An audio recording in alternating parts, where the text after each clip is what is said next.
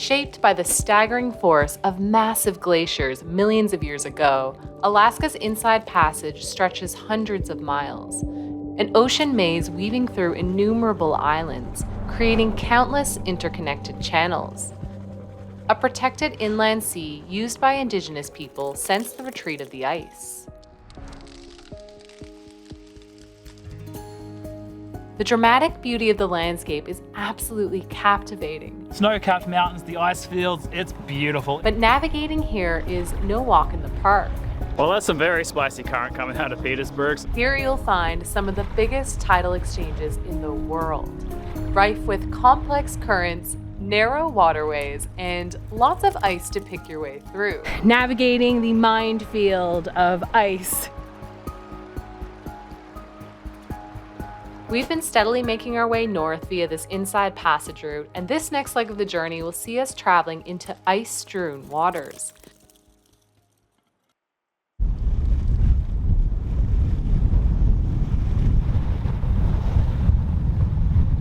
We are sailing in Southeast Alaska. We are heading where glaciers touch the ocean sea. So excited for that. That's what this whole trip has been about. We have complete 180 mountain vista views, and it's sunny, and we're making pretty good speed. We're going about 5 knots, tacking upwind towards Wrangle Narrows. You're joining us here, sailing towards the incredible tidewater glaciers of Alaska's Inside Passage. But to get there, we'll first have to transit Wrangle Narrows, a shallow, winding, 22-mile-long channel weaving between two islands. Historically, a cumbersome waterway, literally littered with vessels that didn't make it through. There's a couple of sunken ships that you can see sticking out like off the channel. And we'll have some serious currents to contend with. 5.5, 6 knots. And those aren't the only obstacles. I was expecting to see a lot of things out here today, but a moose swimming in the water was not one of them. All of this on our way to an interesting little outpost known as Alaska's Little Norway. The last stop before we enter Alaska's glacial waters. The next few anchorages after Petersburg are going to be absolutely amazing. Some of the best in Southeast Alaska, and we're so close. But first, we've got to make it through Wrangle Narrows, which is a bit of a challenging passageway. We got one reef in the main, the full jib is out, and we're just cruising along here, 5.5, 6 knots, just making good time. We're gonna have to tack here pretty soon, so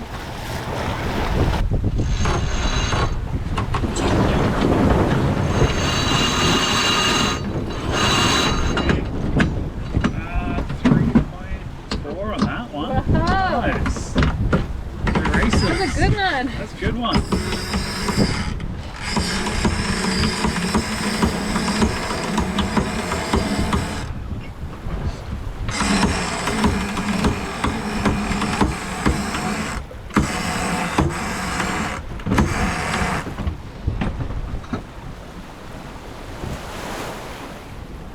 who wants us on their team for Race to Alaska?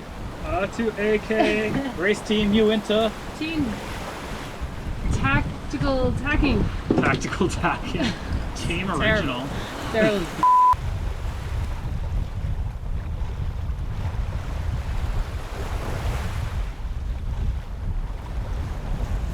There's a glorious little morning breeze coming in here, and we're just tacking our way out of the channel towards Wrangle Narrows, which is a kind of a tricky little entry point to get up to Petersburg.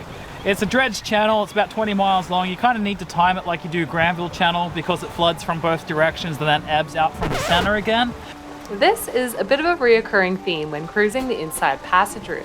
Transiting the channels, your timing is completely dictated by the tides. With the movement of water restricted to bottlenecks between land masses, there's an enormous amount of current trying to force its way through. And it comes up quick.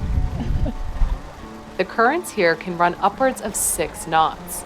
That's a lot of current, and it would be near impossible for our little boat to push through. But I think we're going to miss the timing for slack today because we're tacking upwind and that just takes bloody forever.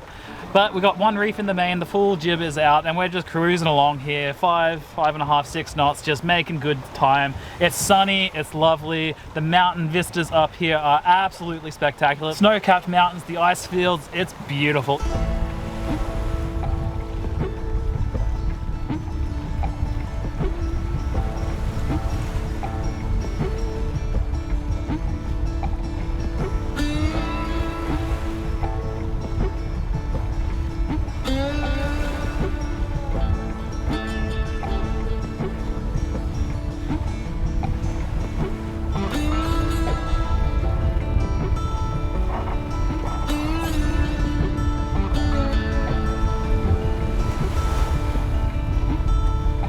We have one tack to go till we get up to Wrangle Narrows. I think we're doing really well actually, because we got from way down there to way up here in 5 tacks, which that must be a groundbreaking record for us aboard Uinta, Racing Team Uinta, because we've never done that before. This new head sail just helps us to point so much better. We're still making really good progress, doing 5.5, 6 knots. We're a little late for the current in Wrangle Narrows, but there's an anchorage just before you come in where you can kind of drop the hook for a little bit. Not a place you want to hang out overnight necessarily, but somewhere where you can wait for a tide change, which is probably what we'll end up doing for a few hours.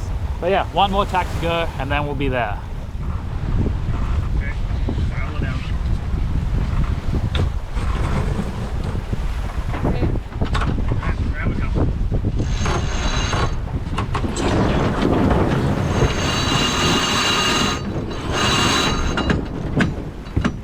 That is the end of our upwind tacking saga for the day, hopefully.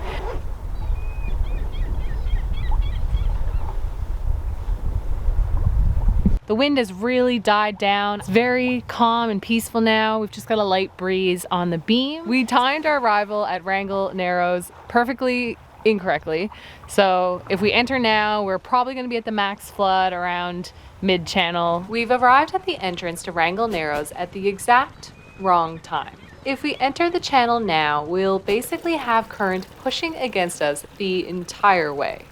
But we were also thinking we could just drop the hook, wait for the tide to be more in our favor, and then get going, which we're sort of leaning towards that option because we're both getting a little bit hungry. Opting to run with the current rather than against it, we decided to drop the sails and wait for the tide.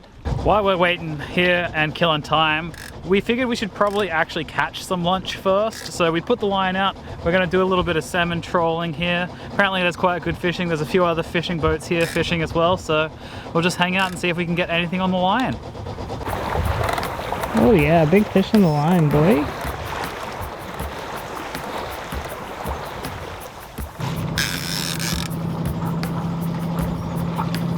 Maybe not. I don't think so. Damn.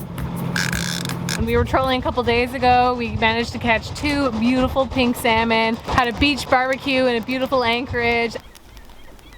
It's absolutely delicious. Also made some GRAVLAX with one of the fish, which is amazing on bagels. I'll pop the link to a recipe for that down below. Well, hopefully we can get some more salmon on our line.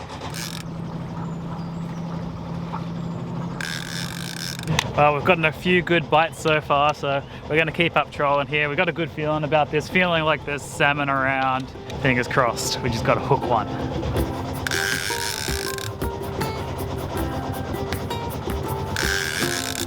I think we got another one on the line. Wonder what it'll be, probably pretty small though.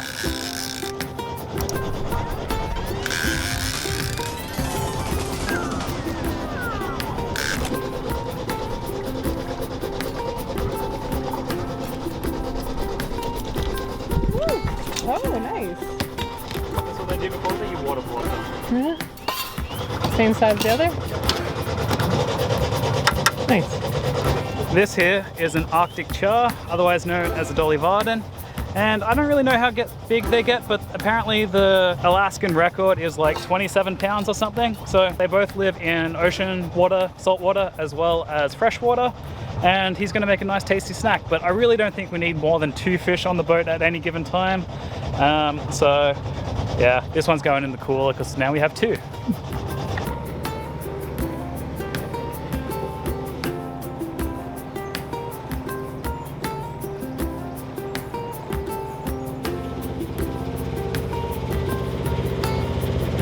Well, it's not the fish we caught, but we had some chicken that we needed to eat, so I made a Cobb salad. It has like a ranch dressing, chicken, boiled eggs, fresh corn, lots of veggies. It's gonna be good, divine. It looks amazing. Thanks. Looks incredible. All right. You made the chicken, but yeah. He caught fish. Fish for dinner. So it's finger looking good. 5 stars, 10 out of 10. Delicious blue cheese Cobb salad out here on the ocean. Just divine. With fish in the cooler, our bellies full, and the tide aligned, we were ready to transit Wrangle Narrows, a scenic 22-mile stretch of water first charted by George Vancouver as an inhospitable mudflat, was later dredged in the 1940s to accommodate larger vessels that had begun to travel to Alaska, filled with hordes of prospectors heading north on steamships towards the Klondike goldfields and beyond. Dredging of the channel eliminated the need for ships to travel offshore, essentially creating an inside shortcut to Juneau. Today, it's a busy part of the Alaskan Marine Highway, and ferries time their schedules around its tides. There's a lot of little runaround skiffs. Haven't seen any big traffic coming in or out just yet. The currents here can run up to 6 knots, so you've got to time your transit just right. You've always got some current either with you or against you, so you do see an impact on the speed. With currents flooding and ebbing in opposite directions, it's best to align your passage to ride it both ways. The channel is quite thin, it is quite shallow, we're cruising along in less than 30 feet. The strategy then is to ride a flooding current into Wrangle Narrows with the current running with you, timing the tide to arrive at the midpoint for what's referred to as slack water before the tide changes against you. That way you can run the ebbing or falling tide out the other side. Clear as mud. And its history is littered with vessels which failed to make it through. There's a couple of sunken ships that you can see sticking out off the channel, so that's kind of a reminder to stay vigilant and stay in the channel.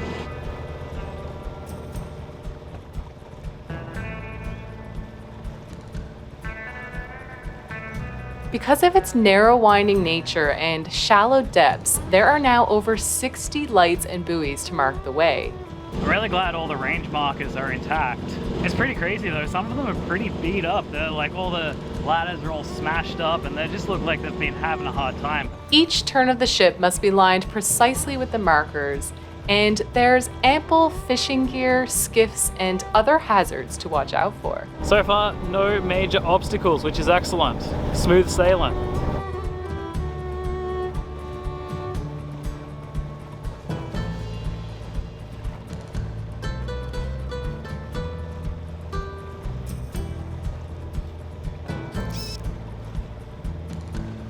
Well, that was one of the craziest things I think I have ever seen. I was like, holy shit, is that a log? No, it's a freaking moose swimming across the channel. It's absolutely nuts. Alaska. I was expecting to see a lot of things out here today, but a moose swimming in the water was not one of them. Just so crazy to see him swimming across the channel. There's boats ripping every which way, and we were just like, stop, stop, stop, there's a moose. Because there was a boat aiming straight for him and I was like, slow down. Oh my god, poor thing. He was trying to cross our bow, but then there was boats ripping at him, and I think he was like, oh shit, I should turn around, so he started swimming back the way he came. Apparently moose are pretty great swimmers. He looked pretty casual and relaxed. But yeah, it's a far way to swim, lots of current, lots of traffic. I'm not sure I would undertake that if I was a moose, but good on him. Respect.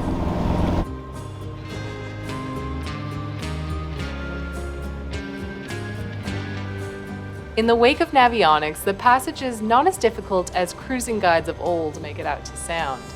But you do need to keep a constant watch. With clear weather, slow currents, and little opposing traffic, it's an interesting passage with gorgeous scenery to boot. Beautiful views of the mountains. Oh my god, the snowpack on the mountains up ahead. It's insane. It's summer and there's still that much snow on them. I've never seen anything like that. Traversing in winter winds, strong currents, or thick fog, and you're in for a more anxiety-provoking ride. I can imagine that if you were towing a barge through here in the middle of winter and there's a whole bunch of wind and a whole bunch of current, you probably have absolutely no control of that barge and you're just trying to make it through. The locals have great tales of unpredictable tide rips and disconcerting games of chicken between ships. But yeah, it must get gnarly in here in the winter when you got wind against current. Holy. Yeah, it's a really interesting little channel. There's all these off-grid homes. Just sort of imagining what it would be like to live out here. It's so remote and off-grid. With that insane view of the mountains though. It's pretty cool.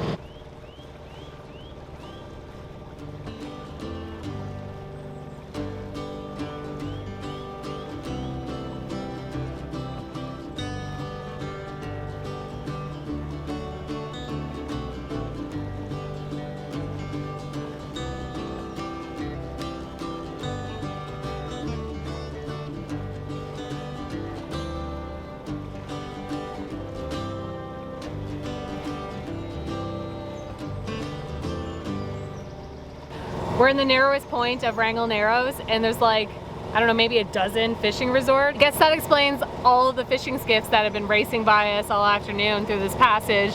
It's like the strip mall of fishing resorts.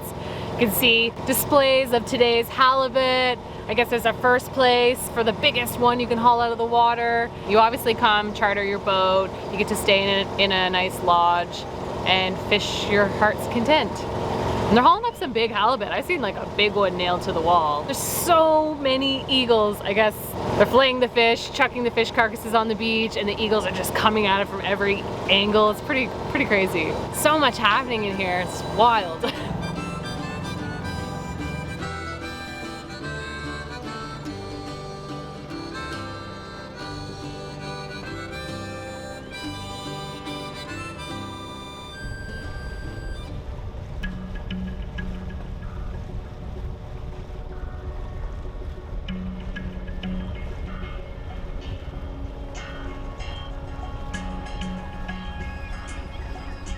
Yeah, just approaching Petersburg. We gave the harbour master a quick call on the VHF.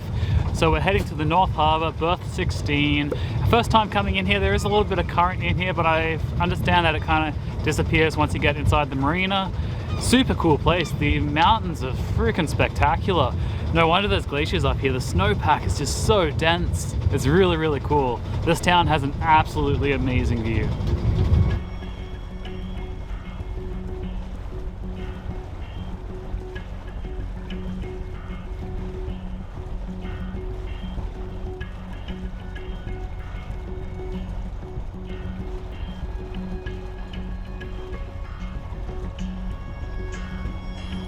The mountain backdrop is absolutely insane. This is probably one of the coolest ports we've ever come into. Apparently this is a Norwegian community, or like Norwegian settlers. I imagine this is what Norway would be like, with this like insane mountain backdrop. Really stoked to check this place out, see what it's all about. Just called up the harbor master on the VHF, and we're heading into the North Float. Apparently there's a little bit of current here, but we'll see how we go.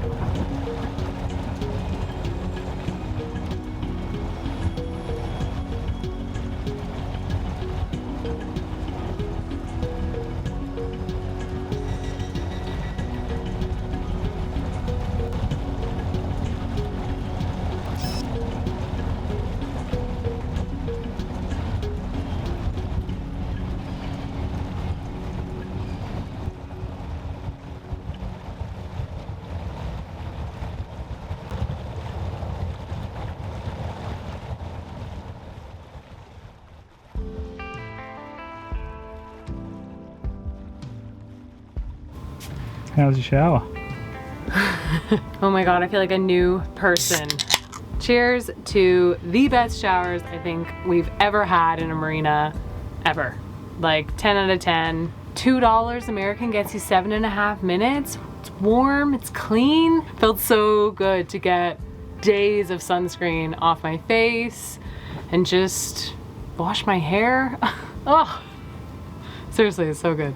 This whole marina, the facilities are really new. The guy said it's only like 8 years old. I guess there's a lot of like cruising boats and fishing boats, and so there's probably a lot of money coming through here. There's a big fishing fleet, and oh, I feel amazing.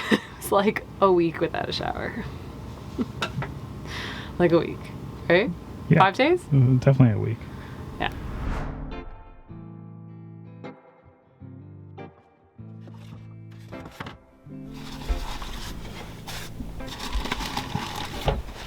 These are the 2 Arctic char that we caught earlier.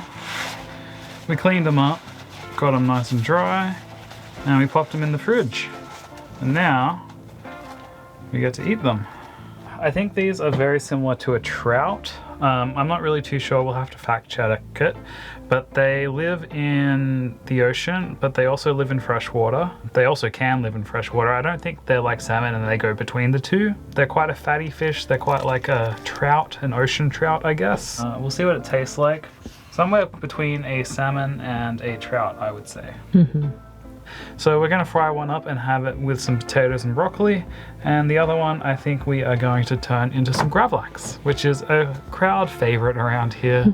And seeing as though we are in Little Norway in Alaska, in Petersburg, and GRAVLAX, believe is a Scandinavian dish.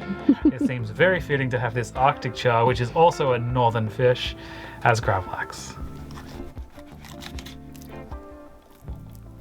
My first impression is that Arctic char looks amazing. Making some potatoes to have with some fish and some broccoli, with pretty simple dinner really. Just using up stuff that we have. The broccoli's nearly gone bad, but it's still totally fine. Only a little bit mushy on the crown, but you can just cut that off and still use it.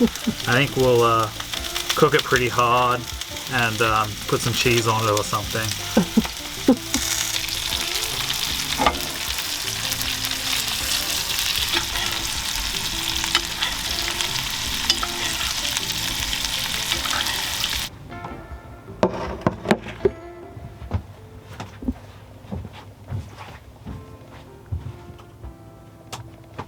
This looks absolutely amazing. Oh my god. What are we calling this?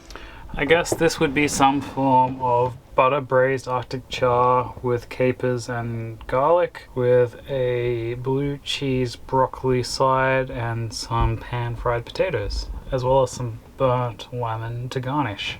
Something like that. But bon appetit.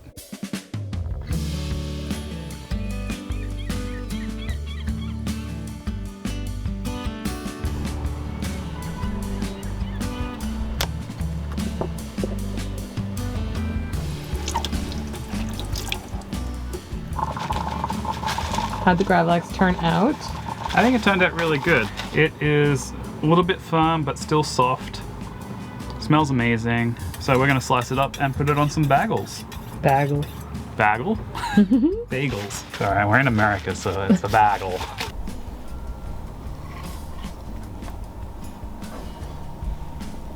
Definitely softer than salmon.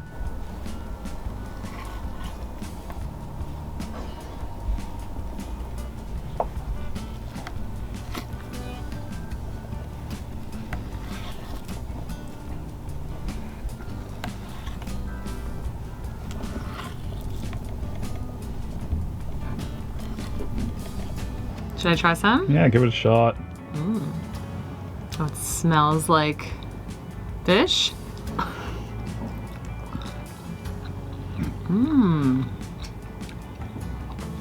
That is nice.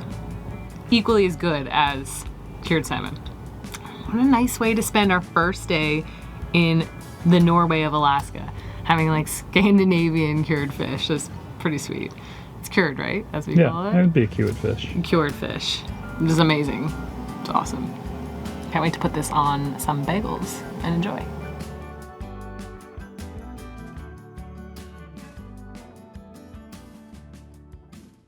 Some toasted everything bagels with cream cheese, but in the cream cheese I put chives, capers, some homemade dill pickles, salt and pepper, and some charred lemon from last night. It's pretty good. Pretty freaking good. Yeah, fine. Let's do it like that. Now, but...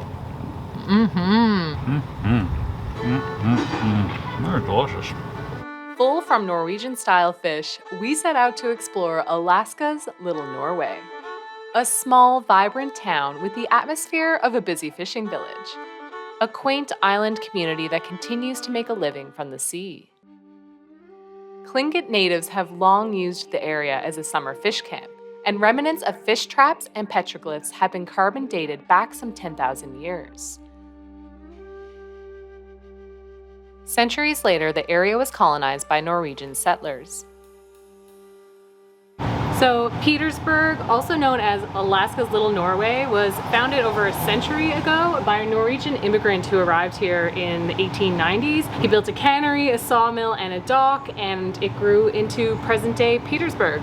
Peter Bushman, arriving in the late 19th century from Norway, seen an opportunity to use the ice from nearby glaciers for packing fish, and soon after started the Icy Strait Packing Company.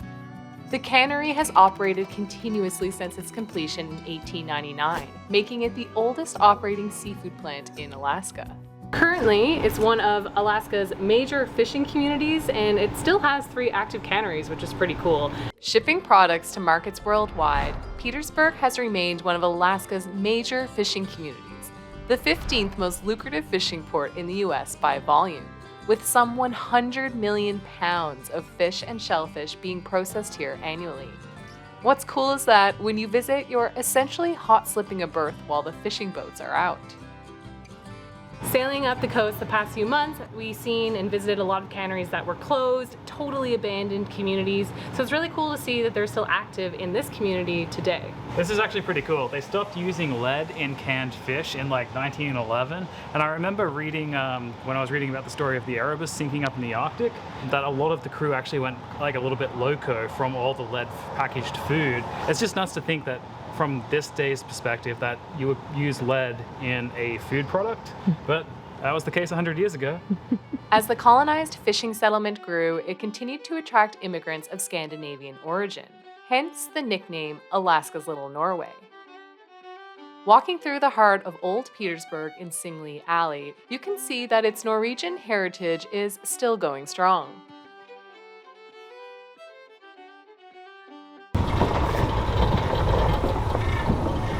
Pretty cool that when Petersburg was kind of, I guess, founded, it was a whole bunch of Norwegians coming over here to like get stuck into the fishing and build a town with a lifestyle surrounding Norwegian customs. It's pretty neat. They all bought shares and put some money together and built this hall for the town in like 3 months between September and Christmas.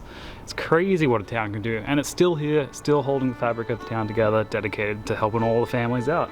Really neat to see that stuff in small towns. Having never been to Norway, it was really neat to see the strong Norwegian heritage here in Petersburg, including a replica of a cool historic Viking ship.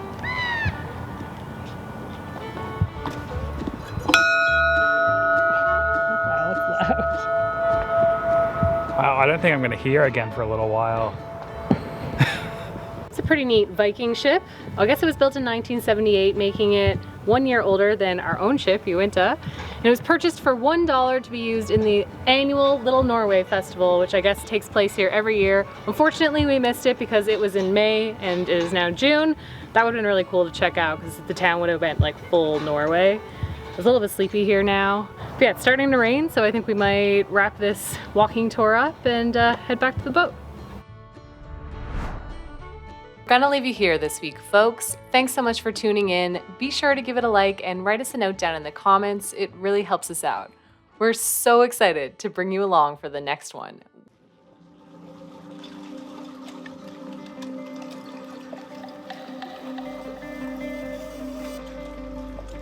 We'll be venturing into ice for the very first time. You're not gonna wanna miss it, so be sure to subscribe and we'll see you next time.